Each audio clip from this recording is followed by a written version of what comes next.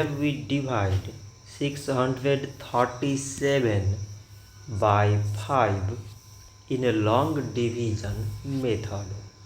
5 times 1 is 5.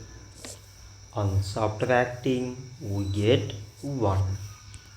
So now we put down this 3 and it is 13.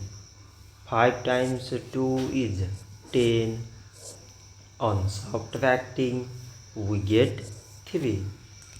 So again we put down this 7 and it is 37. 5 times 7 is 35. On subtracting we get 2. So now we have no any other number to put it down. So we take here decimal, so that we put 0.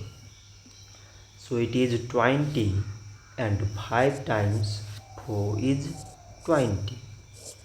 On subtracting we get 0. So 637 divided by 5 is 127 decimal 4. So this much for today and thanks for watching.